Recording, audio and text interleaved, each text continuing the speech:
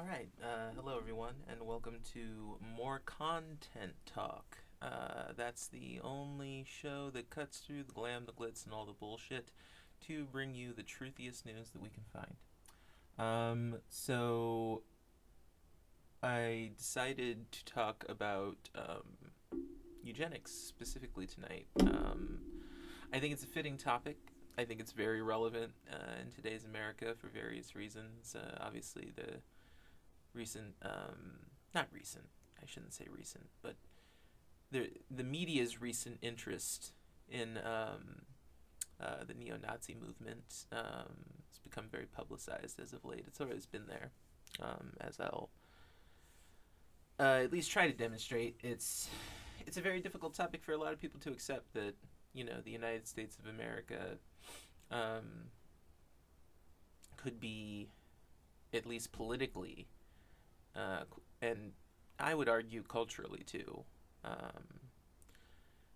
actively participating in eugenics.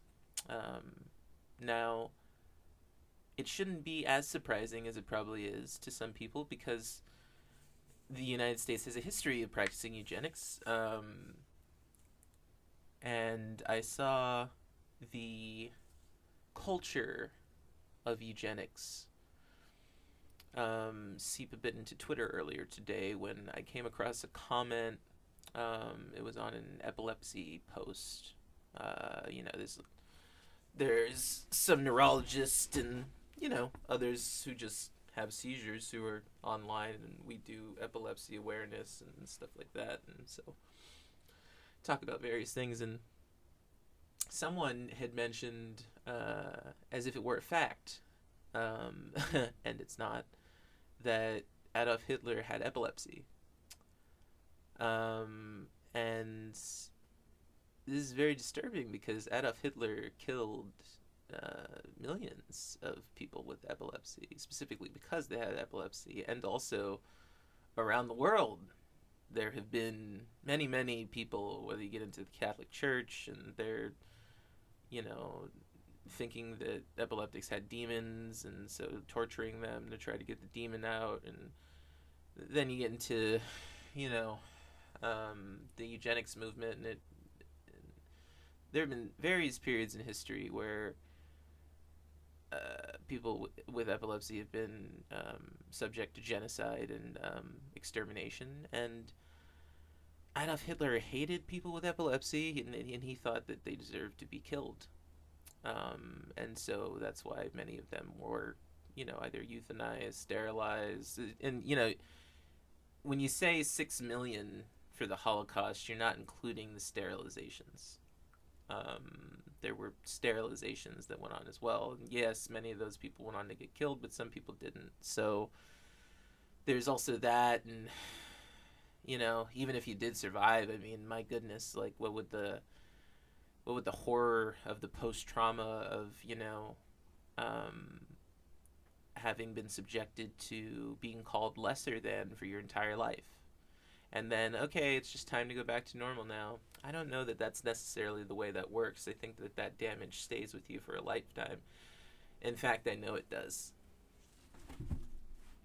But that's not what this show is about. This show is about, in particular, is about eugenics. So let's stay on topic.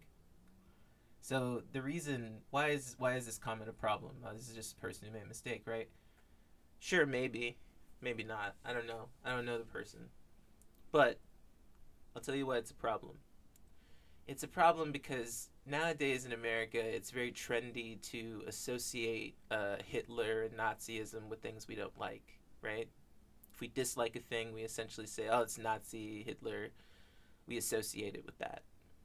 And it's fine if you're correct, as I'm going to demonstrate with some things later that I actually have proof and evidence for. But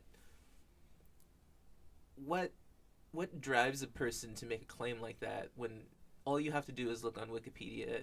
And it literally took me 2 seconds to look it up. So it's not like this is hard, right? It's not like it's a difficult task to be correct and precise. It's really not. And you hear a lot of people say, oh, well, you can't trust Wikipedia. let me tell you something. Wikipedia is a damn way far better source than whatever the fuck people are reading, where they're finding that Adolf Hitler had epilepsy. He most certainly did not.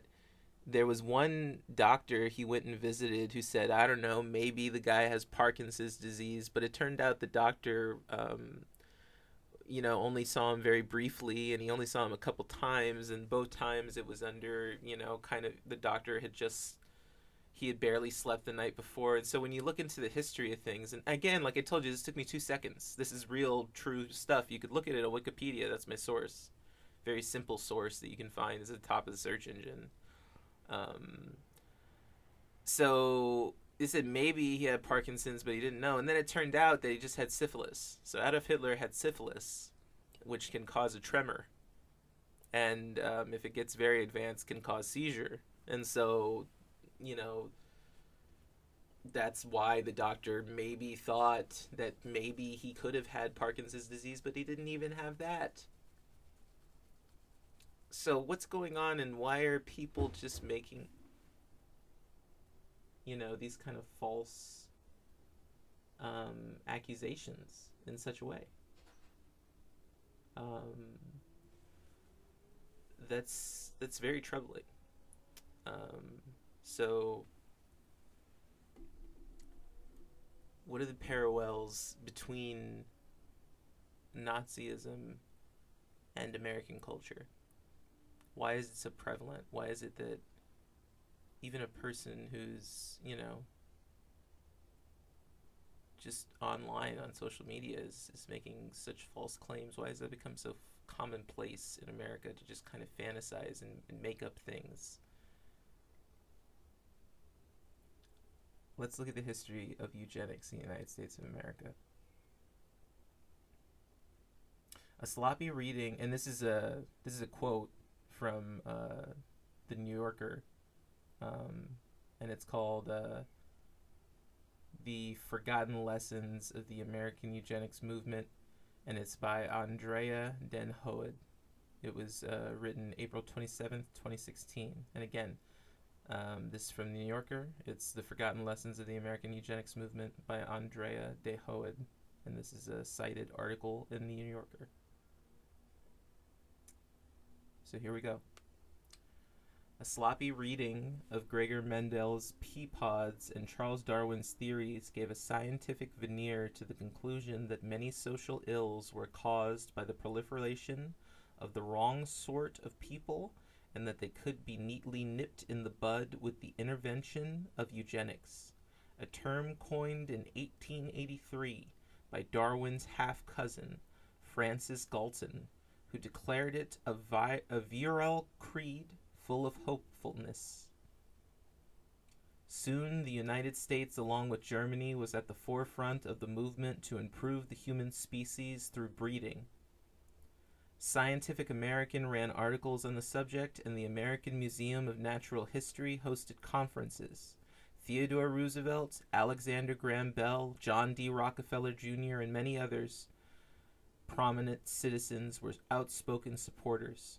Eugenics was taught in schools, celebrated in exhibits and world fairs, and even preached from pulpits.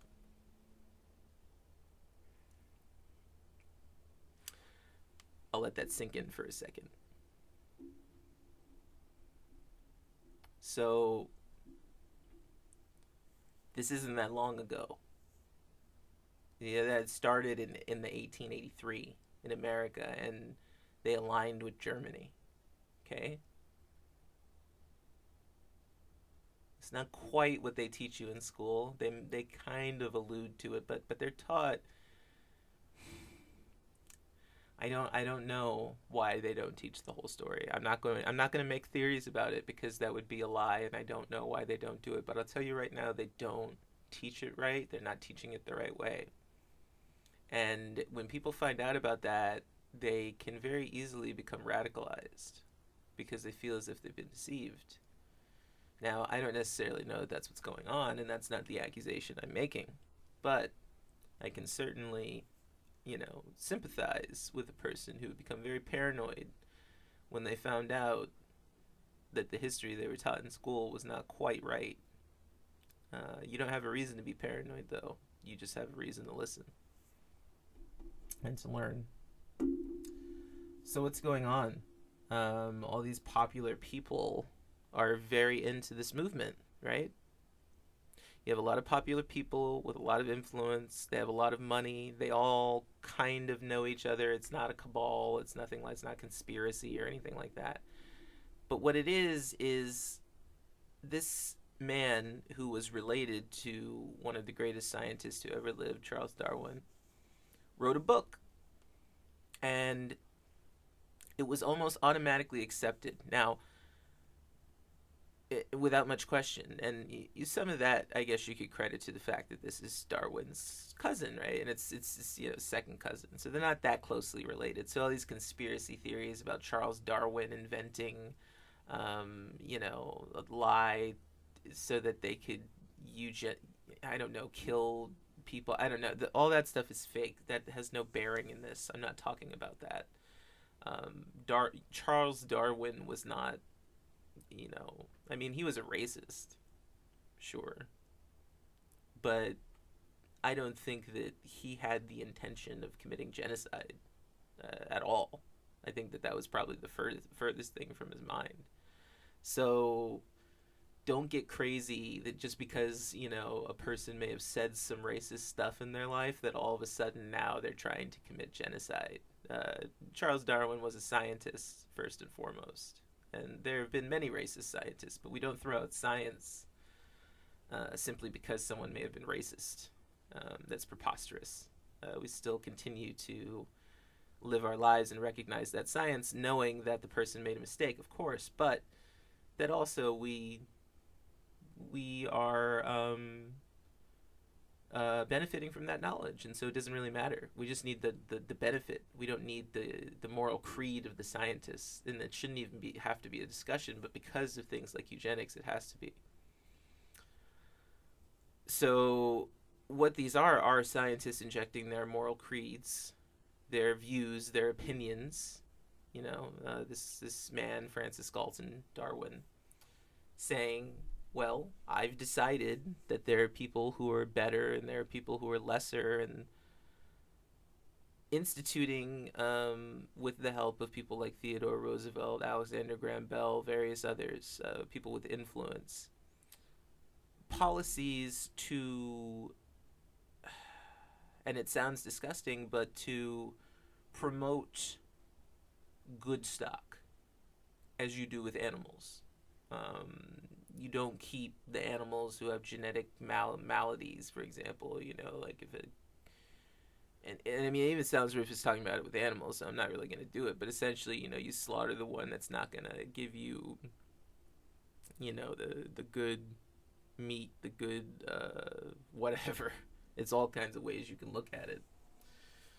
Just talking about it makes me uncomfortable, but that's what eugenics is. It's saying, okay, there's some people who are better than others.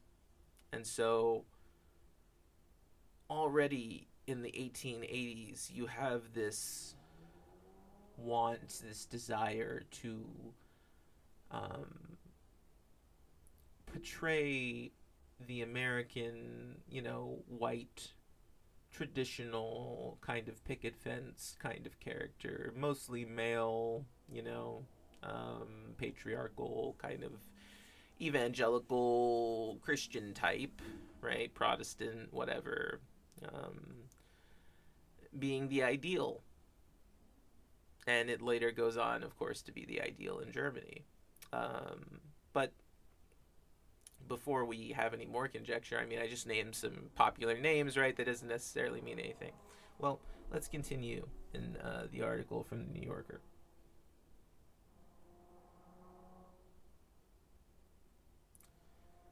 The Virginia colony was one of many facilities for the disabled that were founded in the Progressive Era, partly to provide care for a vulnerable population and partly to remove it from the gene pool by sequestering those individuals during their fertile years. On the other side of the coin, Gilles Lepore has written about how modern marriage therapy grew out of one man's effort to promote fit unions. Between 1904 and 1921, the rate of institutionalization for feeble-mindedness nearly tripled. Carrie was just one of this crowd, except that she happened to arrive at the Virginia colony right at the moment when its superintendent, Dr. Albert Priddy, was looking to transform his institution from a genetic quarantine center to a sort of eugenics factory, where the variously unfit could be committed for a short time, sterilized, and then released like cats back into the general population with the happy assurance that they would never reproduce.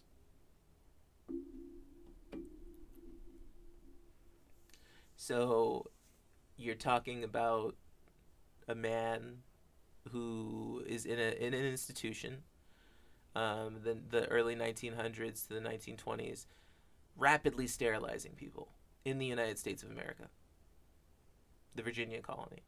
Okay, guess where the Proud Boys and a lot of these new kooks are coming out of? They're coming from down south, down from that way. You think that's a coincidence? Didn't you see the similarity there? The the mentality of it. The fact that earlier today when I was on Twitter, I saw the most disgusting anti-Semitic thing when someone had this shirt that said, what did it say? It said 6MWE. And that's what the shirt said on it. And it said 6 million wasn't enough. And they were referring to the Holocaust. And that's what this shirt, these Proud Boys, that's what they were wearing. So don't you tell me for 1 second that this has nothing to do with Nazism. It has everything to do with Nazism. This is all about Nazism. And you know, you can tie in the Confederacy and you can tie in all of that stuff. Because eugenics is simply a lust for, it's a bloodlust. They want to kill, and they will look for any reason to do it. They'll hide it behind all kinds of bullshit, all kinds of science, all kinds of religion. You heard what they said earlier, right? When they said it wasn't just from science, it was from the pulpit too. That's how religious people, they want to write that part out. Oh no, we didn't do anything. This was clearly a scientific thing. It was both scientists and religious people. You don't have to argue with each other. Both of your communities were complicit in it. Why? I don't know. It says something about human nature, though, and it says something about this herd mentality and this preying upon the weak that humans seem to do. They seem to enjoy it. They seem to get off on it. Not everyone. Of course, I'm not saying everyone, but as long as it's a majority of people, it doesn't really fucking matter, does it? If it's everyone or not. It's wretched, and it becomes the majority, and they take over.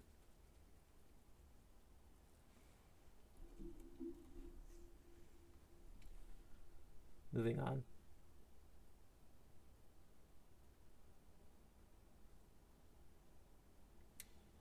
Imbeciles, the Supreme Court, American Eugenics, and the Sterilization of Carrie Buck by the journalist and lawyer Adam Cohen gives a detailed account of the many forces that converge to bring about the Buck decision, tracing the intersecting paths of the people involved.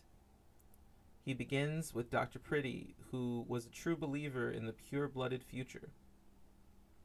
Priddy began pushing for legislation permitting eugenic sterilizations after he was sued by a patient whom he'd sterilized without her consent. He turned to a friend, a lawyer, and politician named Aubrey Strode, who emerges as a fascinatingly banal character in Cohen's account. Strode apparently wasn't wholeheartedly in favor of the cause, but he did his job, drafting the law, suggesting the test case approach, and representing the colony in court. He argued the case before the Supreme Court, won, and then basically never mentioned it again. Carrie's attorney in the case, selected by her court-appointed guardian, was a man named Irving Whitehead, a childhood friend of Strode's and a former board member for the colony. He collaborated with Priddy and Strode on the appeals process and handled Carrie's case in a thoroughly negligent way. Strode wrote his legislation based on a model law drafted by the biologist Harry Laughlin, who was the director of the Cold Spring Harbor Laboratories Eugenics Record Office, an epicenter for research in the field. and perhaps the most influential eugenics advocate in the country. If Strode is Eichmann in this story, then Laughlin is Goebbels.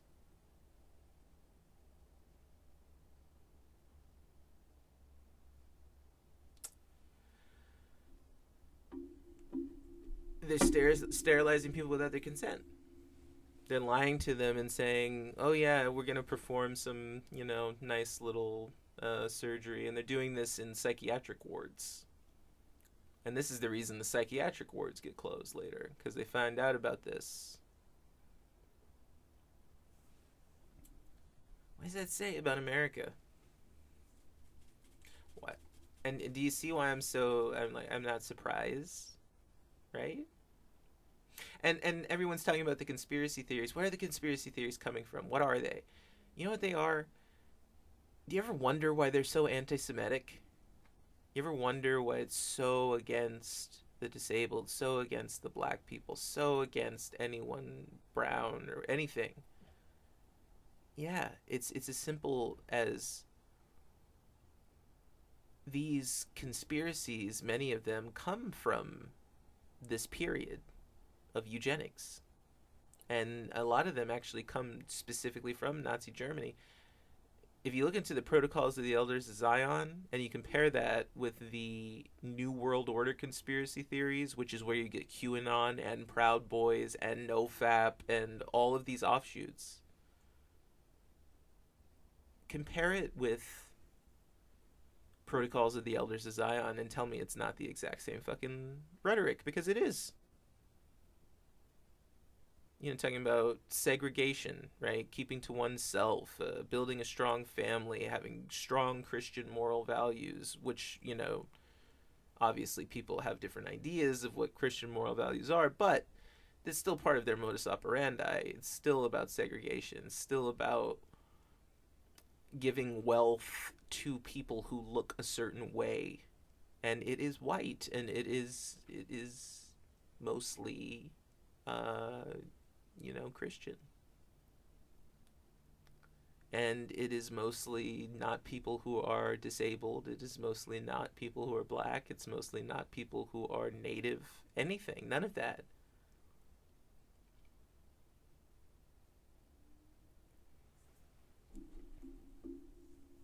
I read a bit more and then I'm probably going to wrap it up.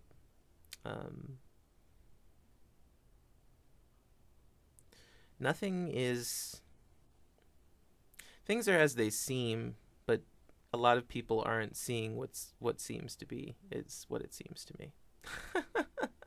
I did not write that, but that was pretty cool. I'm not as preachy tonight. I'm not really in the mood to be fire and brimstone tonight, so I'm kind of laid back. Which is weird because we're talking about a very difficult subject, but let me tell you why it doesn't make me as uncomfortable is because, I've experienced this and they've already tried everything they can to get me.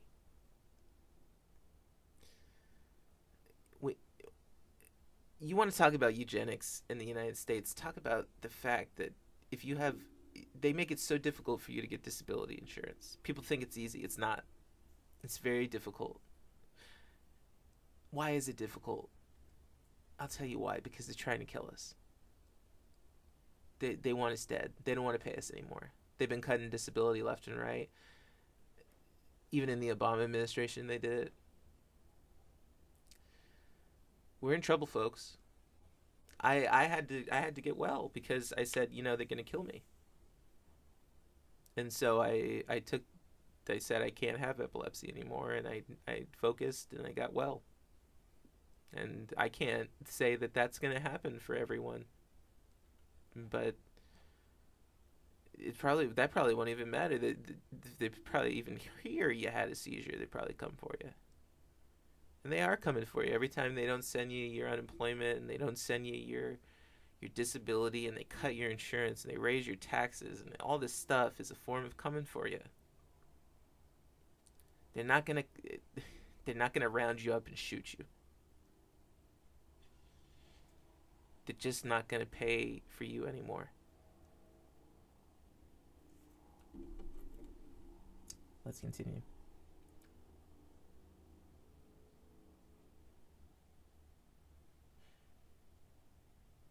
Carrie herself all but disappears in the book. This isn't Cohen's fault. Unlike the men mentioned above, she wasn't the sort of person to leave behind an archive.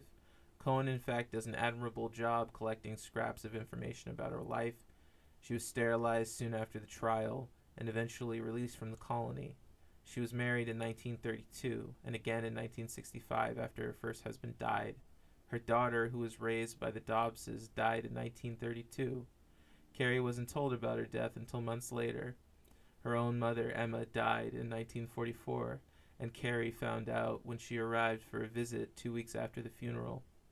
Carrie was evidently a devoted wife who enjoyed reading the newspaper and doing crosswords and never had much money. People who knew her said that they never noticed any signs of mental deficiency. In 1980, some reporters found her and asked what she thought about the Supreme Court case that bore her name. No one seems to have asked her before. She said that she would have liked to have a couple of children and that she hadn't fully understood the nature of the sterilization procedure until several years afterward. She died in 1983 in a home for the indigent elderly.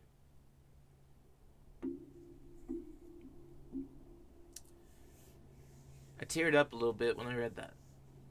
I really did. You hear that? You hear what they said at the end of that story? That's Carrie Buck in the Buck v. Velt case where they decided to sterilize people because she was mentally deficient.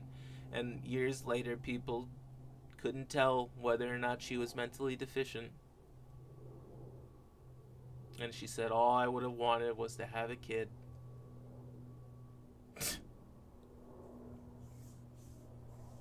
And she was a devoted wife. That's what they say they want, right? I'm tearing up here. I really am, because that's what they say they want. They say they want a devoted wife, and they say they want someone who's going to be not so stupid, and that's going to care for the kids, and that wants to have kids, and they sterilized her, folks.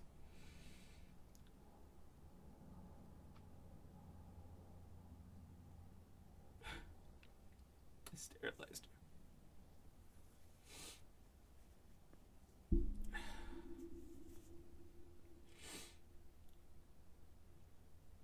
Yeah, I'm not going to read any more of the article. That's enough. It's enough for tonight anyway. There's so many stories like that. So many heartbreaking stories. And I understand, I get it. People they don't want to talk about it. Because who wants to talk about this, right? Who wants to talk about it? But that's the problem. Don't you get it? It's so hard to deal with that no one wants to look at it. And they turn around and say some stupid shit on the internet. Because they don't care. It's not that they don't care, but they don't want to care. Right? It's hard to care. It's difficult. I get it. It can be very taxing. But I feel I have an obligation to these people. You gotta understand, I have epilepsy. They would have killed me. They would have sterilized me, something. People with epilepsy weren't even allowed to get married until like 1980 or something like that. Isn't that ridiculous? Yeah, I mean, that's what they want. Again, that's what they want. They want you to get married, right? Be good. Get married. Get a job. Whatever. But they want it their way, though. It's not as simple as all that. It's not get along to get along or whatever the stupid phrase is. That's not real. People want it all. And they'll take everything from you.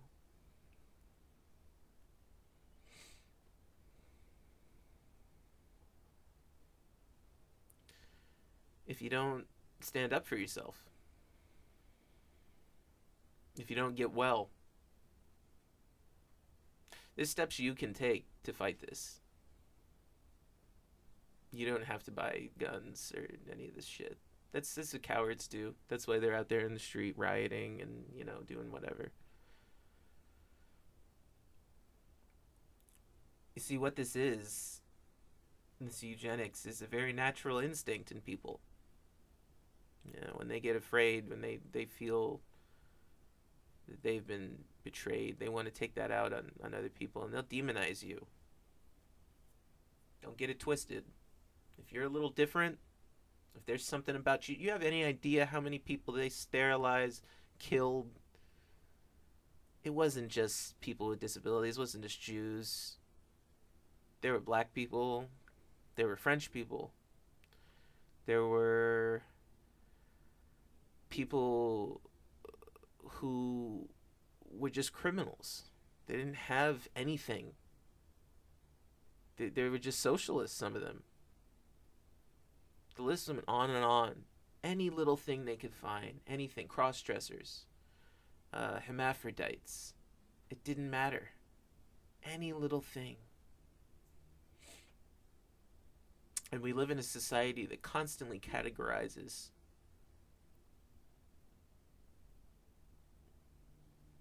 And, at least where I'm from, prides itself in its difference. Yet you're at war with a beast who hates difference. And you think that you're going to give it a sensitivity seminar and change it, and you're wrong. You're dead wrong on that.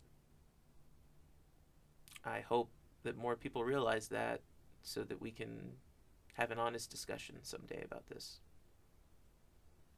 Thank you so much for joining me into more content talk today. I know that got a little serious, but at the same time, I also think I was a little bit calmer than normal. Please feel free to join us on Instagram at More Content Please. Check us out on TikTok, More Content Please MC2P. Also check out our Twitter. It's hilarious. More _content PLS. Check us out on Pinterest, More Content Please MCP, and YouTube, More Content Please MCP. I am and have been Christopher Prescott Carter, and I thank you so much for joining me on More Content Talk one more again. Please feel free to sponsor us, visit our Patreon if you enjoy the information I'm providing you. It would help me stay home with my beautiful son and wife, who I rarely ever get to see when I'm out traveling for several hours a day to get to whatever performance, which probably not going to happen anytime soon.